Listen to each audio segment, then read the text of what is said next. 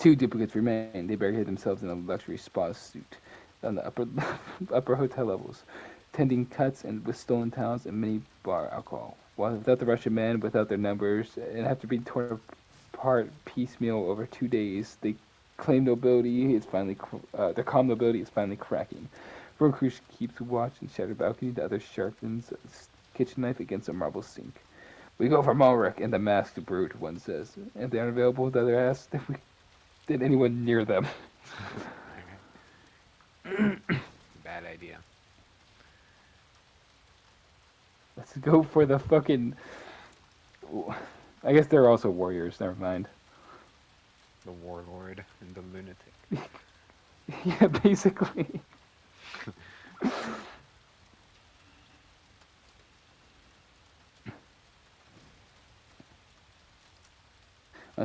Sealed office levels. Grace and Sigma are doing better than anyone expected. Grace has turned from frightened survivor to practical killer. With good efficiency, she now carries a That was fast. compact rifle, uh, sidearm flashlight, and satchel supplies. Row of cubicles have been twisted into cover, filing cabinets hang at odd angles in the air before slamming down the block corridors. Whole glass-walled conference rooms have been churned into gravity traps.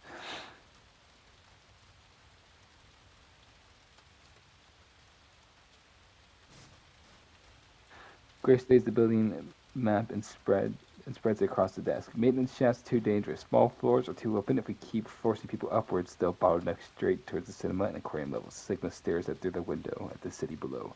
The tower bends all trajectories inward. We're only helping it. Grace says, "Whatever." Okay. Fucking Sigma voice line. Yep. Starman hates almost everything about his teammate, but he can't deny Framp is useful. Framp can smell hidden routes. He can squeeze through gaps under surface walls. He keeps insisting the tower has a proper king's path, which sounds insane until he turns out to be right. And Of course he is.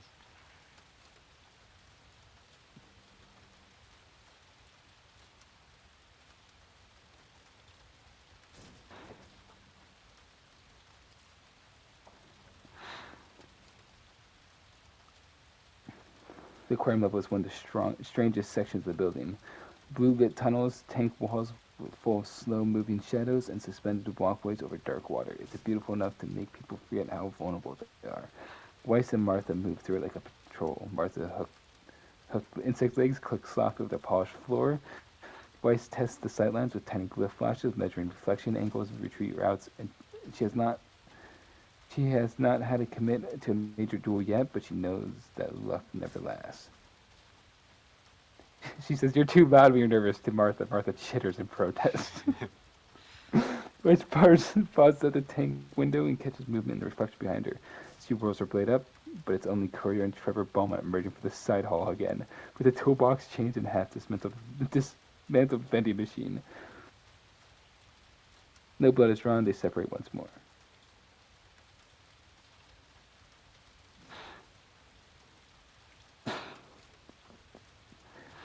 By midnight, the lockdown turns. Is there a lockdown? What the fuck is going on? Why is there a I, lockdown? why is there a lockdown? I do find it funny. You're too loud when you're nervous. It's a fucking bug. Yeah. The first and last to lose your mind at the same time. Um, the entire nightclub casino section plunges in darkness except for strobing emergency lights emitting pulses of giant dance floor screens. Doors seal automatically for 3 minutes at a time. Music cuts in and out, distorted bursts.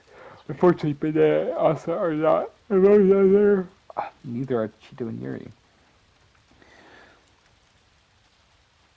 Cheeto and Yuri have only come back to the casino levels because Yuri insisted they had unlooted kitchen somewhere. There are always kitchens near the rich people thing, she says. Cheeto is halfway through telling her that this is a terrible idea. This shutter drops behind them, the lights die. Somewhere in the dark, Ocelot laughs softly.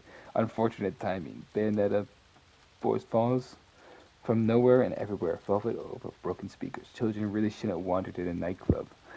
They're just two fucking actual, like, special agents of Yeah. chaos are just fucking with two children. They're both like they have like that demeanor though.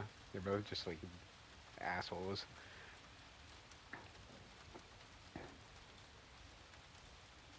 Cheeto and Yuri drive behind a overturned roulette table just as the bullets punch into the felt. Yuri panics first. Cheeto panics more usefully. This way, Cheeto hisses, dragging Yuri towards the service corridor, and by blinking an exit sign, Asa cuts them off. He appears at the end of the hall, revolver in hand, silhouette with perfect posture and terrible intent. Yuri raises the fire axe. Asa fires once. The shot slams into the wall by Cheeto's head, showering her with tile. She pulls Yuri down. They both crawl. Asa advances. He's taking his time. Then Yuri does something unexpected and smart. She hurls a backpack of canned drinks that she's been carrying for 2 days. Asa shoots through it instinctively. The cans explode and fizz all over the floor, turning the tile slick underneath the strobing emergency lights. He slips to half a step. That half step keeps him from seeing Bayonet's line of fire in that time. She fires past him, intending to pin the girls in place, but Cheeto jerks Yuri down at the exact wrong moment for Ocelot. The bullet strikes him in the side, under his ribs. He stumbles, generally shocked. Bayonet expression changes for the first time all chapter. Ocelot tries to raise his gun again, but the wound is bad. The floor is slick with soda and glass. He collapses against the corridor wall, leaving a smear of blood behind him. He's dead. That's insane.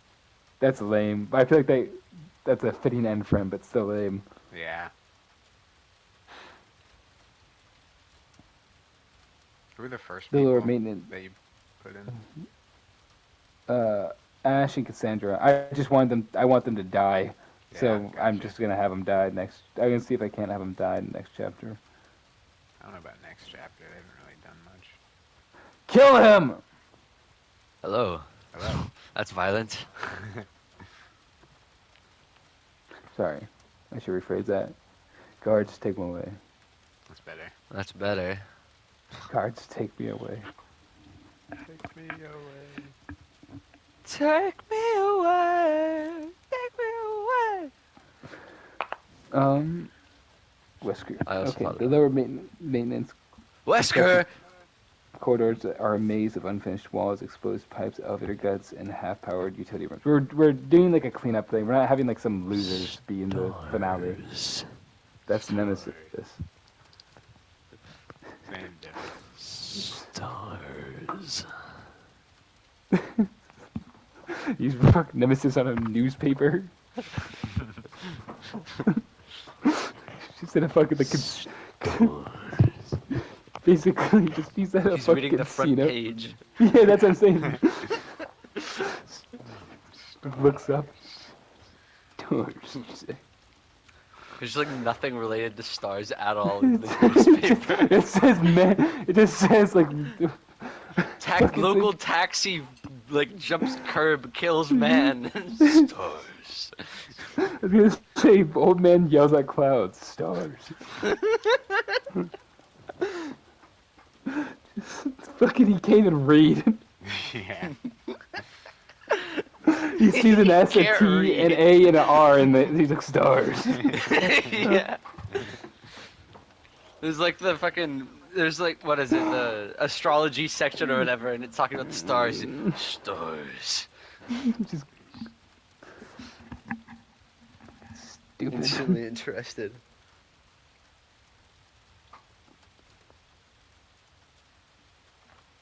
All right.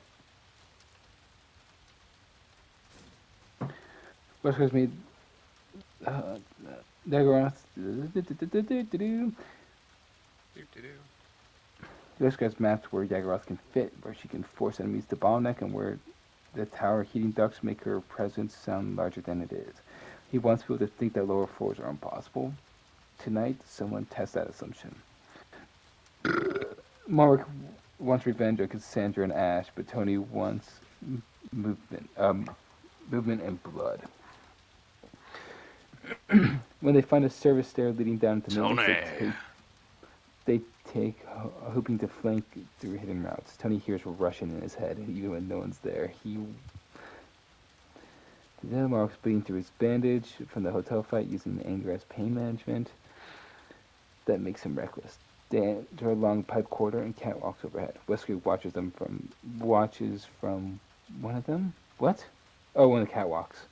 Megaroth waits in the dark ahead. Tony senses something first. He stops. Mark doesn't. The floor buckles upwards. Megaroth bursts through the grating seam, massive jaws and plating flesh erupting into a quarter. Mark roars and swings his mace, point blank range, cracking the armor, but it's not enough.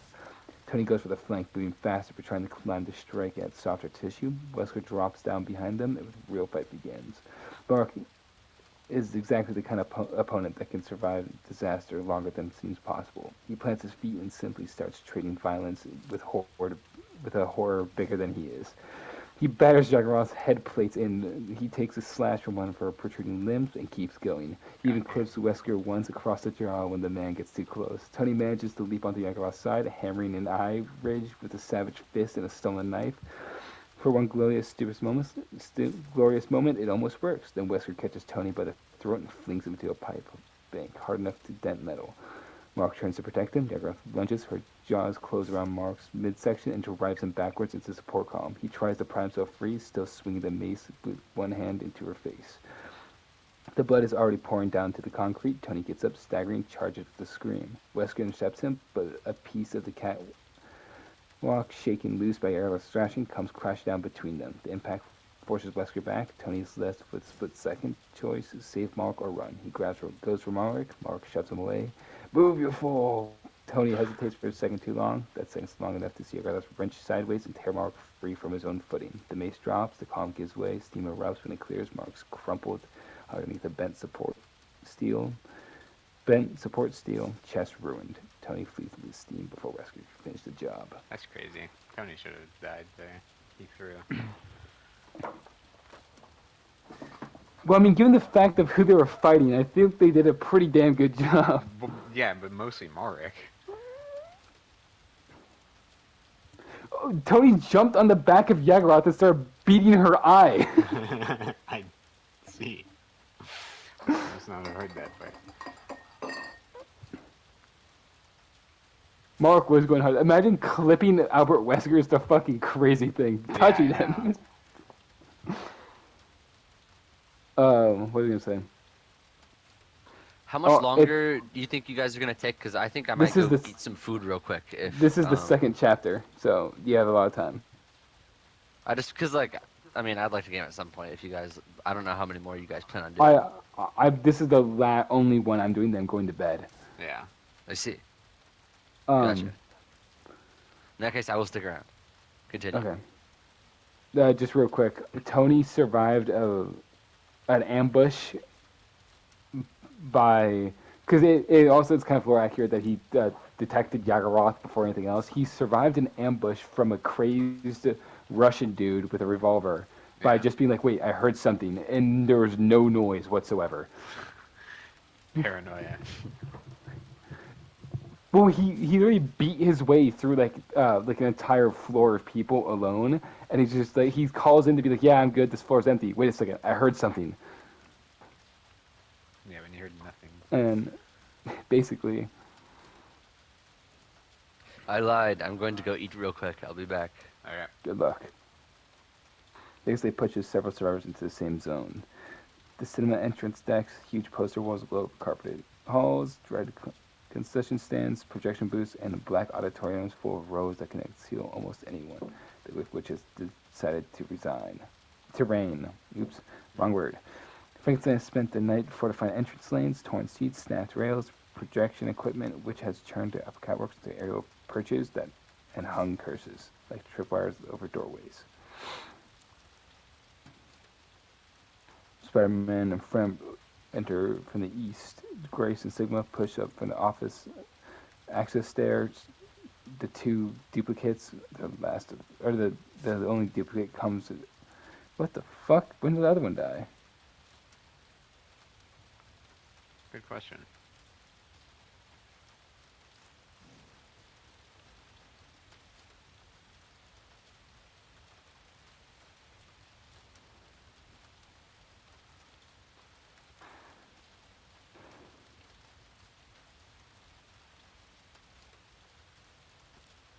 She's looking just to kill anyone before dying. Michael and Pyramid Head ripped into the dark mall below. The final cruise moves with perfect doomed purpose. She sees Tony first, limping to the mezzanine from another stairwell, from fresh of Mark's death and still smeared steam condensed blood. She does not know Mark is dead. She only knows Tony killed her Russian teammate and helped kill her sisters. She attacks with that sound. Tony barely churns in time to catch the first slash across his forearm instead of his throat. He snarls and crashes into her, both them tumbling. Their cardboard standee or from fake action movie and theater landing.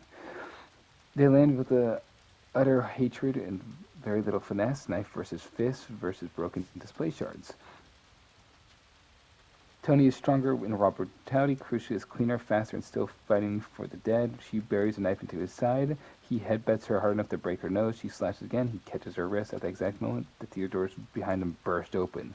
Michael Myers from left stage. Oh, no. Neither fighter sees him until he's already there. Crucia shoves Tony backwards, blade up. Michael takes a stab straight into the shoulder, almost casually. He keeps walking.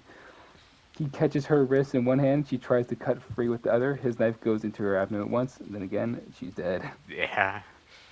Tony stumbles away, shocked into survival instinct. He runs. Crucia collapses against the theater floor, still trying to rise as Michael stands over her. Pyramid Head appears behind him like an executioner arriving to witness the sentence already passed. She dies. Checks out.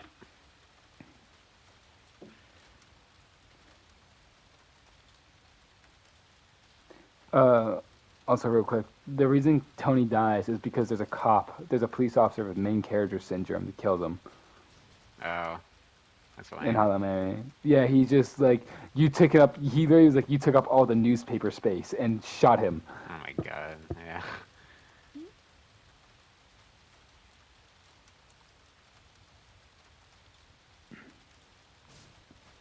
Grace and Sigma take the lower access concession corridor. Spider-Man and Fram move through the projection access. Michael and Pyramid Head stalk the auditoriums. The witch took the Barbie. Broom.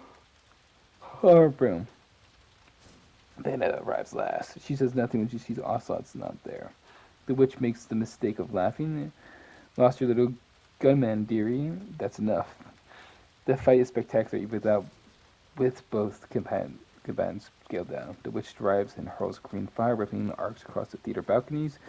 Bayonetta runs upside down along a wall, returning fire, vaults over a cloud of torn velvet curtains, and lands on the projection bridge in a shower of sparks. The witch is stronger at range. Bayonetta is vastly more dangerous when she gets close. Frankenstein tries to intervene, but Grace opens fire from below with Sigma lifts entire concession counter into his path, forcing him to catch it or let it crush him. He catches it. Above, the witch and Bayonetta clash across the suspended maintenance catwalk over Theater 7. The witch fires a burst of cursed flame. Bayonetta twists around it, losing a heel gun to a railing strike, then closes the distance. The catwalk gives, not all at once. One side shears free and drops. The witch screams as the bottom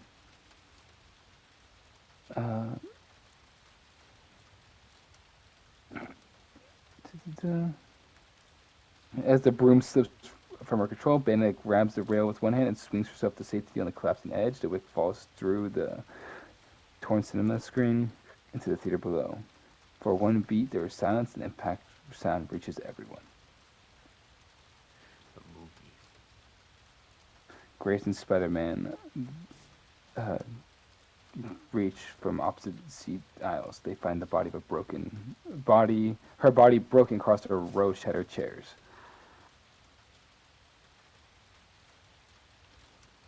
Blah, blah, blah, blah, blah. Oh, what the?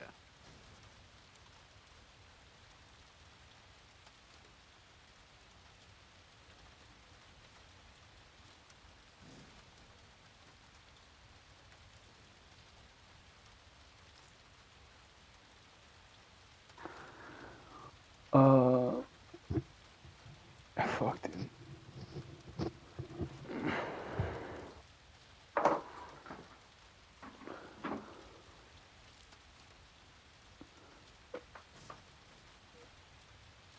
Were you the one who was telling me about how everyone likes a good villain? Probably not. No. Or a good antagonist, I should say. Like a good protagonist is not as apart as a good antagonist. That might have been like my opinion. I don't think I said Okay. everyone likes that. No, no, not everyone, but everyone as in that's a really like it's something that's important type of thing. Yeah.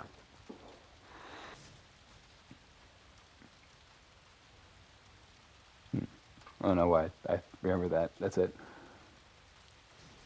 I see. Yeah, I do normally prefer villains to main characters. Super Nutberg sucks. He does.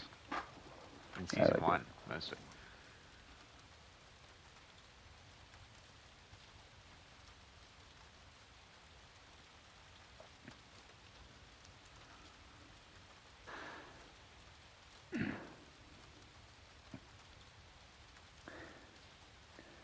Cassandra's furious. The hotel left her bruised, hungry, and irritated that so many lesser players are still alive. Ash is less emotional but more concerned. The tower's changing too fast. Their old hotel routes are closing. Uh, Closing. Their fallback rooms sealing shut. The upper luxury floors becoming traps instead of territory. Weiss has made to the aquarium floors. Has made the aquarium floors work for her. This place is eerie, beautiful, tunnels of blue glass, overhead tanks, drifting silhouettes, and polished floors.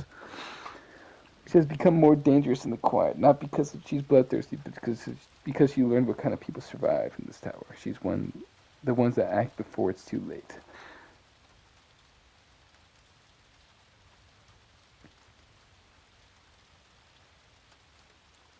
Martha clicks in a warning, and Weiss sees two shapes entering through the west tunnel. It's going to be Trevor and Courier.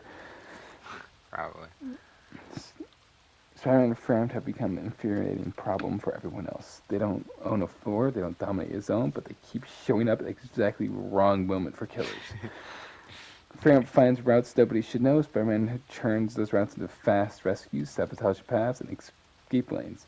Today they're moving through the maintenance behind the aquarium walls, with Spider-Man halfway through complaining about fish-themed architecture when he spots motion through glass. Michael Myers. Grayson's like, yeah. What could that be? The giant pyramid head shaped through the glass. Yeah. Grace and Sigma have left the office labyrinth. They know the end game is coming. There's no point in controlling dead floors if everyone else is being compressed towards the middle. Grace moves with much more confidence now. She checks corners. She no longer jumps at every noise. She reloads instinctively. Sigma floats behind her, occasionally lifting debris from collapsed hallways to clear paths or create cover. He seems increasingly calm and the arena narrows.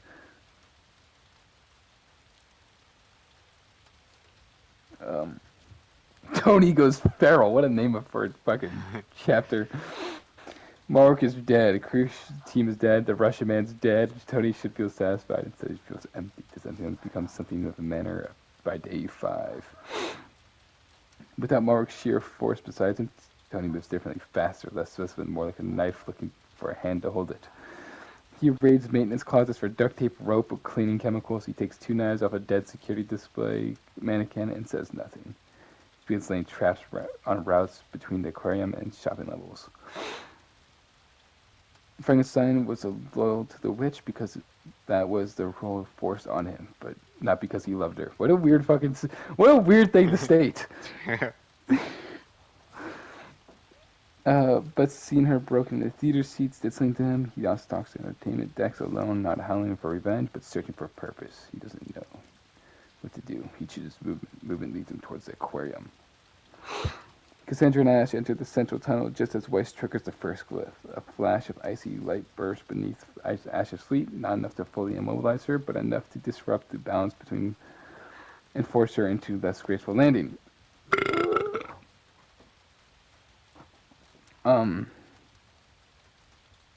Cassandra staggers, furious. A bug? She's made of bugs. Yeah. Weiss is already moving. She strikes down from the flank, rapier darting towards Ash first. Because Ash is the cleaner, Like a cleaner threat, Ash parries once, twice, then returns a brutal counter and nearly disarms Weiss. Martha crashes on Ash from behind Weiss' room. Cassandra recovers and tears a branch free from the floor, or tears a bench free from the floor to use as a club. Holy shit! It definitely means Lady Demetress. Yeah, 100%. The aquarium erupts, glass cracks beneath the impact, water sloshes in the tanks overhead, blue light turns everything dreamlike and sick. Ash adapts too quickly. That's not how that works. She forces Weiss backwards towards a viewing alcove where the massive shark tank curves overhead and down one wall. Cassandra keeps Martha busy with a savage swing that dents the insect's mouth plating, sending Weiss constantly glancing sideways. Then Spider-Man intervenes. From inside the maintenance gap behind the tank wall, he fires a web through the line, through the service seam, and yanks hard at the support bracket, already weakened by the fighting. Not enough to drop the tank, just enough to make the frame scream. Everyone freezes for a second. Ash doesn't. She lunges for Weiss, finishing the fight before the structure goes. That was her mistake. Weiss uses the momentum against her, sidestepping, driving a dust-boosted thrust to Ash's side. It doesn't kill her, but it sends her into the cracked tank wall. Exactly as the bracket gives way, the glass bursts, thousands of gallons of water explode into the tunnel in a violent blue-white wave. Ash is thrown backwards into the steel edge of the decorative reef. Her body hits hard, wrong, and is swept underneath the tumbling acrylic fish. Acrylic fish and metal shards, sorry. Bleh. By the time the flooding settles enough to see, Ash is pinned beneath the half of the shattered frame, chest crushed and optics flickering. Cassandra roars and tries to reach her, but Martha intercepts her. Desperate charge. And Weiss forms a defensive rift between them. Ash looks up once, trying to rise, system failing, then she dies.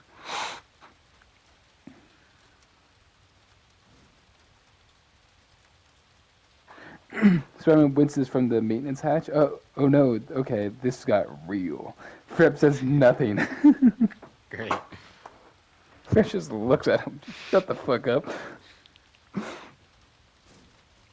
Cassandra screams, echoes through the aquarium. She nearly kills Martha in the next 10 seconds. She tears one of the mount's forward limbs open and smashes Weiss through the railing hard enough to rip bruised ribs. Bruised ribs? If it's through a railing, she's probably breaking them. Yeah. But the flooding tunnel, slick footing, and Weiss' constant movement stops her from ever getting the clean hold she wants. Then Grace and Sigma arrive from the north, the access doors. Sigma lifts the slack of broken tank. So I don't know why I have allergies all of a sudden. The pollen. In my room? Yes. She tears one of the Sigma lifts a slab of broken tank frame into the air and hurls it down the tunnel. Cassandra dodges, but now she's outnumbered, wet, enraged, and fighting in collapsing terrain. Ash is dead. The floor is no longer hers. For the first time in the games, Cassandra has no advantage worth keeping. She retreats. Right. Weiss does not pursue. She's badly shaken, and Martha's bleeding hydraulic fluid over the tile. She's a fucking bug! Yeah, what the hell? Oh no, wait, bugs do have that. They have hydraulics? Yeah.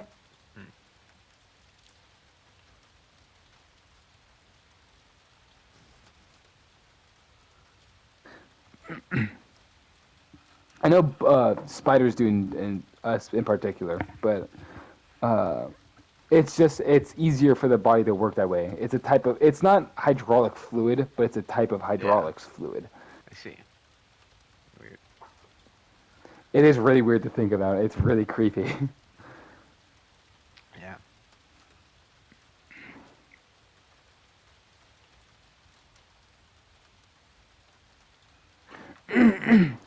Lower Mall, the food court, are half flooded from the aquarium rupture above. Water drips to the light fixtures. The inside spark. The smell is fryer, grease, ozone, chlorine, and blood. Tony has turned the route into a killing lane. Fishing line at ankle height. Broken glass puddles. Cleaning chemicals break the burst when doors open. Knives taped underneath counters. Deep fryer ripped on the side to slick oil across one corridor. The first people to find it are the worst possible team for him. Stage left, the pyramid head of Michael Myers. Made a death trap. Michael walks to the first line without slowing. It snaps harmlessly against his shins. Pyramid Head triggers a second out by sheer mass. The rack of tray collapses. He keeps coming. Tony watches from the ceiling of a burger place, breathing hard. He wanted to see panic. He got inevitability. Yeah. He waits till Michael passes beneath him, and then he drops a knife down towards his neck. Michael shifts just enough for the blade to stick into his shoulder. Instead, Tony lands hard and immediately scrambles away before Pyramid Head can bring the impossible blade around. Michael turns to come after him. What follows is one of the ugliest fights in the game so far. Tony is using every ambush instinct he has left. Michael simply enduring and ignoring. Pyramid Head making no escape routes to disappear by smashing walls instead of following through doors. Tony blinds Michael with fryer grease. He slashes the mask. He just throws hot oil on him and he just He's walks it trying off. everything. Yeah. Slashes the mask straps. He kicks over the shoving into Pyramid Head's legs. He even gets Michael down once with a frenzied barrage to the chest. It's not enough. He runs to the corridor with a tripped fire. Michael steps through the oil. Tony ignites it. The hallway booms of fire. For one ecstatic sound, Tony thinks he's done it. Then Pyramid walks out of the flames first. Burning, smoking, moving. Michael follows, slower, covered in soot, knife in hand. Tony backs up once, sees that there's nowhere to hide. He laughs through the blooded heat, then Michael reaches him, and he dies. Yeah. I like that he laughed in his last moment. Just like How this, fucking it's absurd so it is. fucking stupid. Yeah. That's great. I mean, there's nothing else you could do. Fuck! Yeah. The worst possible team. Dude, yeah, you set up a bunch of like minor traps to wither people down. Yeah. Get two unstoppable people. Yep.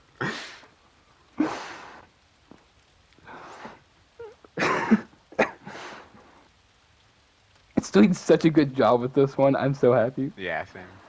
Bayonetta has not forgiven the tower, the girls, or the Fate Oslo's death. She starts hunting more aggressively on day 6, moving through the shopping atrium and casino balconies.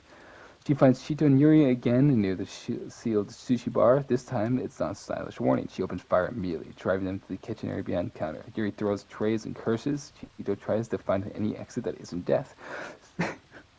Spider-Man appears again. Because of course he does. Yeah. That's what it says, because of course he does.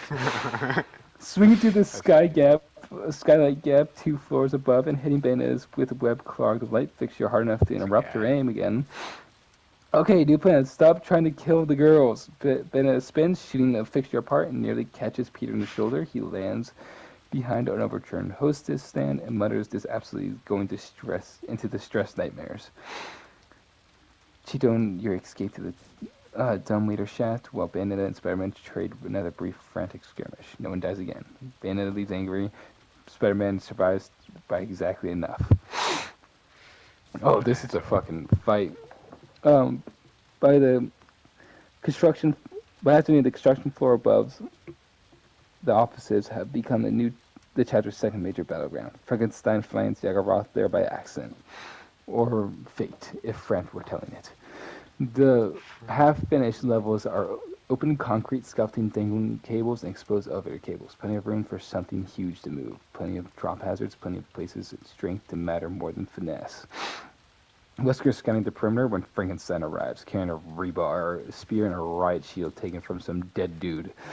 Oh, yeah. They recognize each other instantly as the kind of beings mortals tell stories about. Frankenstein says, "You should not be here." Wesker almost smiles. That can be said for all of us. Then Yagoroth erupts through the sheet of thin concrete and floor wars begin. Frankenstein's magnificent. That's what it says. He is not faster than Wesker. He's not stronger than Yagoroth, but he's exactly as relentless as the legends promise. He plants the shield and uses the rebar spear, smartly jamming joints against bracing charges and forcing angles. Wesker darts to hamstring him. Frankenstein catches him with the shield edge and sends him sprawling across the dust and cable. Okay, I need to look up DC Frankenstein. Yeah. He's fucking shit. Eros slams into him hard enough to crack concrete. Frankenstein gets back up. Grace and Sigma, 2 floors below, hear the impacts and start moving upwards. Cody and Trevor, crossing the neighboring scaffolding route, try stop to watch in disbelief for a half second. Trevor says, "No, absolutely not," and drags Courier the other way. Frankenstein eventually manages the impossible for a moment. He pins Jaggeroth's head against the exposed beam and spear with the spear and one hand around Wesker's throat. Holy shit! That's crazy. It could have been a turning point. Then the compromised floor beneath all three give way. The section collapses, the unfinished level below in the chaos. Wesker twists free and lands in a crouch. Jaggeroth smashes through the support brace and survives by mass alone. Frankenstein is less lucky. He falls into a vertical rebar cage, punctured through the torso and shoulder, pinning him upright into amidst the debris. Even then, he tries to pull himself free. Jaggeroth lumbers towards him. Wesker puts on his sunglasses. Frankenstein looks from one monster to another and understands perfectly what is coming to him. He spits blood. Cowards! Jaggeroth crushes the rest of the slab down on him. Damn. He fucking had them too. That's so Yeah. ass. Banger line too.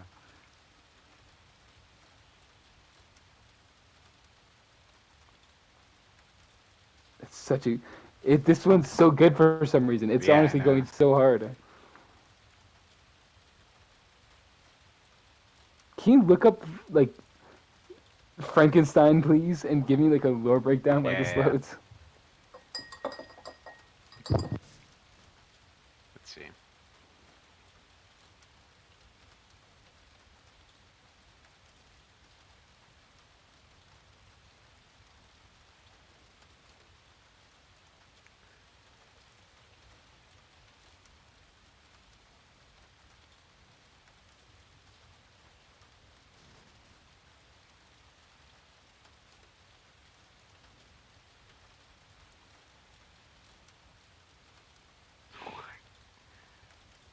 What?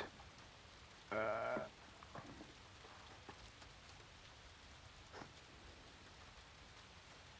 in DC lore, Batman got sent back in time. The reason Frankenstein exists as a novel and as a story is because Batman got sent back in time and met the real guy, and then happened to like tell Mary Shelley, who's the author, and then she wrote a story about it.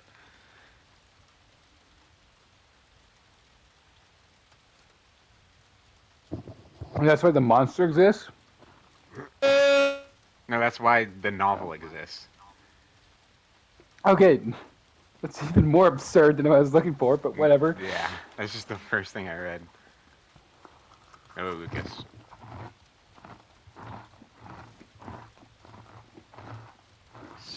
Doors. Okay, wait, that was just a You different missed it, Lucas. version. This I is... missed what? Some random Hunger Game? No, It was some so guy. good. Okay. Tony from Hotline Miami gets sets up a bunch of traps to like wither people down and do as much damage as possible, like or light damage to people just to kind of like kill them. It's like 1,000 cuts and everything. That who he fights is Pyramid Head and Michael Myers, people who are known for ignoring shit. Tony tries to like cut through corners and cuts through like doorways and everything like that, try to like lead them through like bad routes and all that stuff in order to get away from them. Pyramid Head ignores it by walking through walls.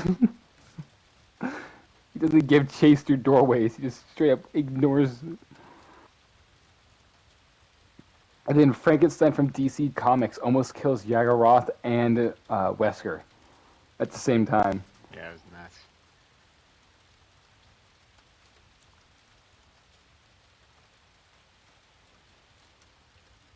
I need to find it different. This isn't helpful. Look up Frankenstein Shade. Yeah.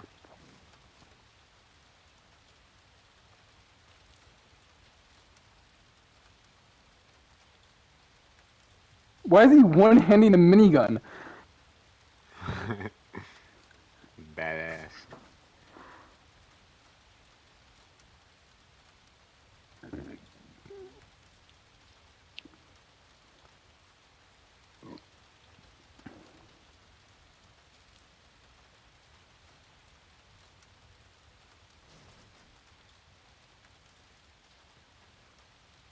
Wait, he's in Justice League Dark. I should read that.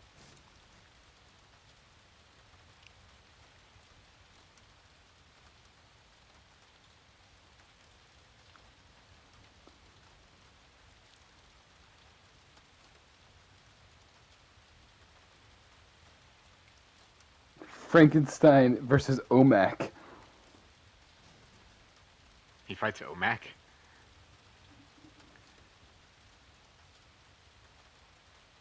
He almost beats him too. Damn.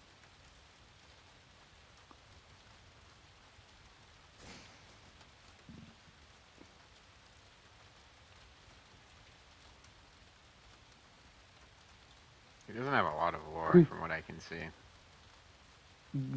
Are you on the DC database? Let me send you this. No, I am now. We mean there's not a lot of lore. Anyways. I've been doing that at work whenever I'm like super stressed with the car.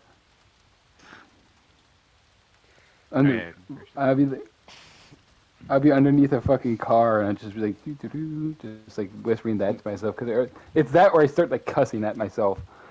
Yeah. It's like fuck.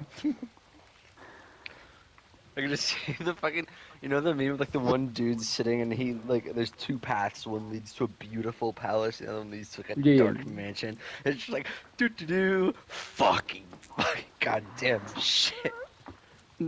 No, I mean like I've been swearing quite a bit at work. That's like not for a long time. It's just been out of like just sheer stress. I'm working underneath cars.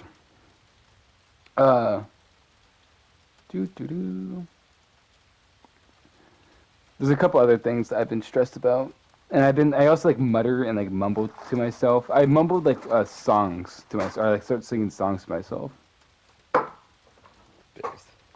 I invented music after all. Hey, thank you for that. You're a real one.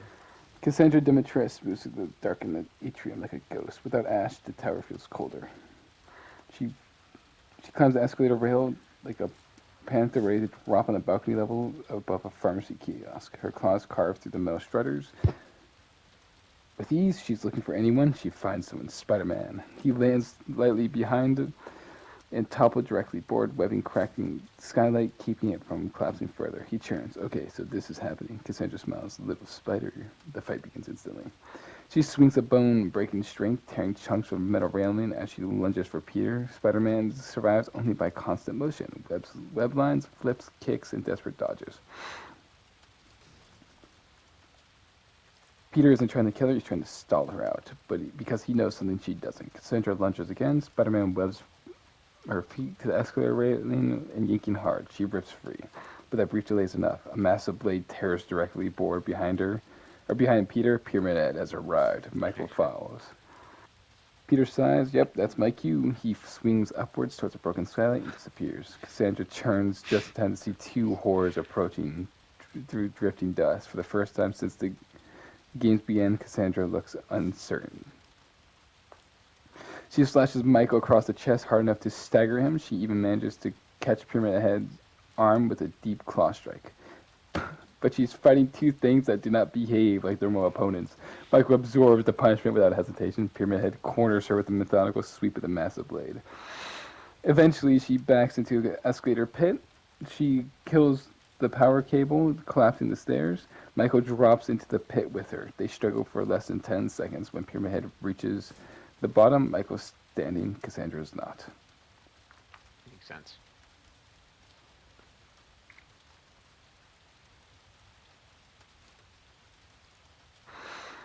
On unfinished upper levels, another conflict erupts. Grace and Sigma reach the same scaffolding platform as Jaggeroth and Wesker. Sigma lifts a steel beam into the air like spears. Wesker dodges between them with terrifying speed. Grace fires controlled bursts, forcing Wesker away from Sigma's blind spots.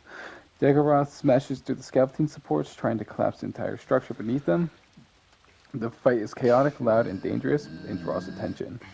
2 floors below, Courier and Trevor Beaumont watch the battle unfold through a cracked section of flooring. Trevor shakes his head. Every idiot in the building is up there. Courier revs his bike. Trevor sighs. Fine. Courier launches the bike up the half-built ramp and smashes directly into the platform where Jaggeroth is tearing apart the structure. The impact sends both Courier and the bike skidding across the loose concrete, but the distraction is perfect timing. Sigma lifts the entire slab of skeleton overhead. Grace fires into the joint of Jaggeroth, explodes plating. Sigma releases the slab. The metal structure crashes down like a guillotine. Jaggeroth roars once before the slab crushes her head against the concrete. The monster's body spasms and stops moving. Wesker's too fast to die in the collapse. He vaults over the falling beam and vanishes in the stairwell before Grace can finish him off. I guess. Not Wesker running to the woodwork at any inconvenience. Yep.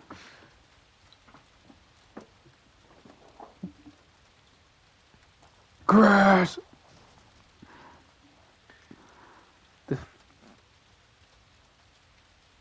Bayonetta's hunting again. She has not forgiven anyone since Ocelot's death. She spots moving in the shopping atrium. It's Cheeto and Yuri, quietly retrieving supplies from a vending Spider-Man's machine. gonna intervene again. she hates these children. Yeah. Then she hears footsteps behind her. She turns. It's Michael Myers in Pyramid No, Head. that's even worse. Lol. This is someone who wants her dead. Yep. The fight is spectacular Get out and of there. short. Bayonetta manages to dodge several attacks and even lands a brutal series of shots into Michael's torso, but Pyramid Head controls the battlefield. His blade cuts through the atrium railing, forcing her up towards the balcony edge. Michael advances slowly. Bayonetta leaps from the opposite platform. Pyramid Head swings. The blade catches her midair. She crashes through the glass storefront below. She doesn't get back up. That's fucked. If the children win, I'm gonna be pissed. I'm gonna be pissed too. Why would you add a character you wouldn't want to win? Because I just expect them to die. 'Cause I like their I like their what is it? Their energy to it. Yeah. Because these are just two child soldiers basically. I like how they always want food. Well, one of them wants food. The other one wants to live. Yeah. I like the one that always wants food. Help me, please. Where's the pizza? No, one of them is playing with nuclear weapons, and she destroys a building in the background. Starts laughing, and Cheeto is just like, "You fucking idiot! This is not a joke." And Yuri's like, "Oh, relax. No one's there. This is a joke. It doesn't matter." And Cheeto beats the shit out of Yuri over that. Damn. That's a serious moment in the series because it's there. Like, hey, we're in war still. This isn't a fucking joke. Yeah.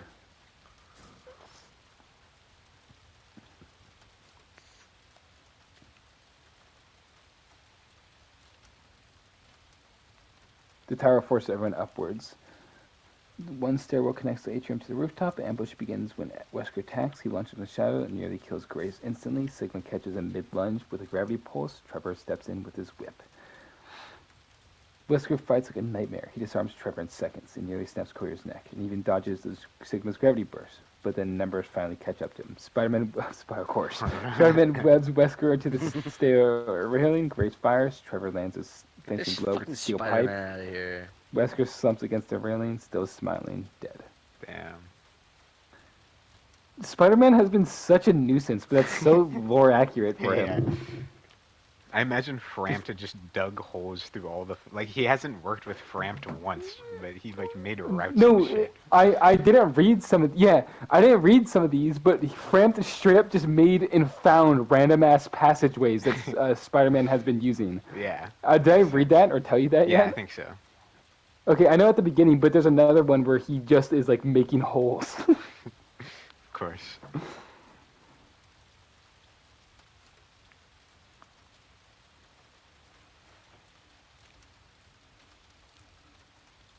Okay, let me see. I'm gonna see who's alive. I'm gonna see who wins and then adjust it accordingly. I don't want the girls to win from some stupid fucking thing. Yeah. If they actually. Okay. There's a lot of people left this, though, isn't there? 1, 2, 3, 4, 5, 6, 7, 8, 9, 10, 11. Yeah, there's a lot. Yeah. Oh yeah, because the Crucius took up all the space. I mean, even then. There were 7 Crucius, and the last one died in chapter 3, I think. Yeah.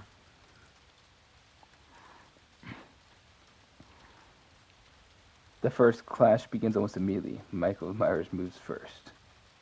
They're at the final rooftop on a copter platform, I believe. I Let see. me double check this. Doo-doo-doo. Cold wind, or the skyscraper is almost finished eating itself. Day 9, nearly everyone the seals above flooded, burn, or collapsed. Upper penthouse floors and rooftop garden remain open. Seagull unlocked stairwell and broken glass elevator shaft. Cold winds howled through the shattered rooftop greenhouse, helicopter pads, gardens, luxury lounges, now from the last arena. The first clash begins almost immediately. Myers moves first. He walks straight across the rooftop garden. No hesitation, no plan, just murder. His target, Cheeto and Yuri, Good. Kill the who children. desperately try to hide behind a broken planter. Spider-Man swings in front, of them course. instantly. Hey, big guy, how about someone your own size? Michael lunges. Pyramid Head falls, blade dragging sparks across the rooftop tiles. Spider-Man is faster than both killers, but cannot defeat them outright. He webs Michael to the greenhouse frame. He blinds Pyramid Head with a short web burst. He kicks Michael off the railing, but they keep coming. Meanwhile, the others reposition. Grace and Sigma move to the helipad, the control booth. Weiss and Martha take the greenhouse structure. Carrier and Trevor circle the roof edge looking for an opening.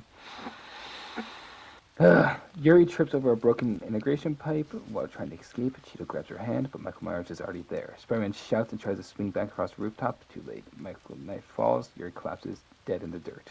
Good. The child's dead. Yay. The fight shifts into a shattered rooftop greenhouse. One of the children. Yeah. Glass walls, metal beams, and hanging plants make space cramped and dangerous. Weiss charges first. Martha skitters across the glass flooring while Weiss unleashes a rapid series of dust and hand strikes. Michael absorbing the hits, but is forced backwards through the row of hanging vines. Then Pyramid Head enters. His blade slices through the greenhouse support beam. The structure begins to collapse. Martha clears the falling beam, but the structure collapses further than expected. The steel beam lighting rig falls straight from the ceiling, crushes the insect mount beneath the glassy walkway. Weiss screams in agony. He tries to reach for her, but the wreckage pins the mount completely. Sad. The first major clash erupts when Sigma finally confronts the monster. Sigma lifts a massive chunk of rooftop concrete into the air and then launches them like meteors. Pyramid Head wades through debris at first, and Sigma escalates. He lifts the entire helicopter landing platform frame Shit. and just slams it down where the cuts are forced. Pyramid Head doesn't get up. Okay. Just That's dead. one way to do it.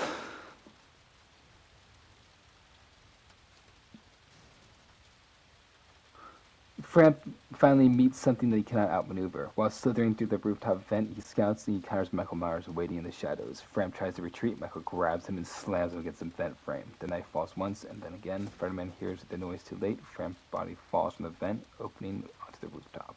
That was fast. Trevor Beaumont cracks his whip across Michael's arm and shoulder, slowing him down long enough for the courier to ram the motorcycle directly into the killer. Michael is knocked down, but he rises again. Trevor shouts, "Sigma!" Sigma lifts Michael into the air with a crushing gravity pressure. Grace fires repeatedly into his chest. Trevor launches a chain whip around Michael's neck and yanks him down towards the edge. Courier kicks him over the railing. Sigma releases gravity. He falls 30 stories into the floor below. That makes sense. He just fucking launches them. He's probably not dead. No, it says his death, but okay. Well, he's dead in this, but he's... Oh, yeah. Yeah. Final confrontation. Spider-Man, Weiss, Courier and Trevor, Grace, and Sigma and Cheeto. But alliances collapse instantly. Trevor immediately turns on Sigma. Courier swings his bike towards Spider-Man. Grace pulls a rifle on Weiss. The last fight begins. Trevor attacks Sigma first, the whip around Sigma's arm, but Sigma lifts Trevor off the ground and throws him off the balcony. Fuck you, asshole. Yeah. Courier launches the motorcycle directly at Sigma. Grace shoots the fuel tank. The bike explodes. Courier is thrown across the roof and crashes through the helipad railing. He falls off into the darkness below. Weiss charges Grace in desperation. She lands a clean strike, but Sigma lifts up the ground beneath her. Weiss loses her balance. Grace fires once. Weiss collapses beside the shattered greenhouse wall. Damn.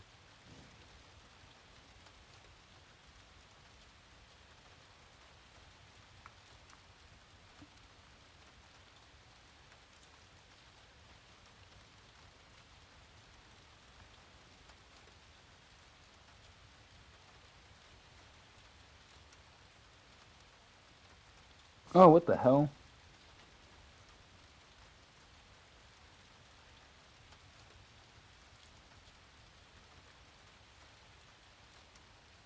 So, okay, I read the person who died. I didn't read how it happened. Only two remain: Grace Ashcroft and Cheeto, and Sigma. I guess. Just fuck it. Why not? Cheeto, because he's alive, but it just doesn't acknowledge it. Cheeto trembling beside What the happened to garden where. Spider-Man? Okay, Spider-Man, Cheeto, Grace, and Sigma. The wind howls across the broken headpad. No monsters left, no distractions, just the last four. Spider-Man lands lightly on the cracked helipad. Okay, let's talk this out. Sigma's eyes glow faintly. Conversation is inefficient. A chunk of roof concrete slowly arises in the air around him. Grace whispers, I didn't want this. Cheetah stands in the garden bed where Yuri died. She grips a small metal knife she found earlier. Doo-doo-doo. Sigma lifts three huge slabs of concrete and hurls them forward like artillery shells. Spider-Man launches the motion instantly. He flips webs one slab to redirect it, kicks off another, and lands behind a shattered ventilation unit. Grace fires twice to pin it down. Spider-Man webs her rifle barrel, yanking it sideways. Sorry, he yells. The gunshots go wild. Sigma floats higher. Gravity compresses the air around Spider-Man's hiding place, crushing the metal vents inward. What is that melody? True. Spider-Man barely escapes before the structure collapses. He swings beyond Sigma and fires a webbing directly at the gravity harness. Sigma spins midair. The gravity pulses blasts Spider-Man backwards across the rooftop. Peter skids to a stop beside Cheeto. Cheeto tries to run for cover behind the greenhouse wreckage. Grace sees the movement and shoots her. Damn. That's basically all that happens. Nothing else. Alright. Not very accurate. Spider-Man charges. Grace tries to reload. Too slow. Peter webs the rifle out of her hands and kicks it off the roof. Grace pulls out a knife. They clash at close range. Spider-Man is stronger, faster, but he refuses to hit with lethal force. She slashes his Grace takes advantage of that hesitation. She slashes his arm. He winces but disarms her, webbing her wrist. Grace struggles but cannot break free. Spider-Man backs away slightly. Stay down, please. Sigma sees the opening. Sigma drops the entire helipad support mast. Spider-Man senses it at the last second. He tries to leap. No, that was the frame. This is the support mast. It's a different part of it. Okay. He tries to leap clear, but the falling steel beams clip his back mid-air and drives him into the rooftop. The impact is catastrophic. The beam pins him against the cracked concrete. Peter tries to move. He cannot. Sigma lowers gently to the rooftop beside him. Spider-Man manages a tired smile. The gravity field tightens. The beam crushed downwards. Spider-Man's dead. Grace slowly rises. Her rifle gone, her knife gone, only pistol remain. Sigma floats, schizophrenic, above the rooftop. You are the most efficient ally, he says. Grace raises her pistol. I'm not your ally anymore. She fires. Sigma deflects the bullet with a gravity pulse. And lifts her to her feet. Her feet leave the ground. The pistol falls from her hand. Sigma tightens the gravity field. She struggles to breathe. She's dead. Let's go. The winner's Sigma. That's the fucking goat. Yeah.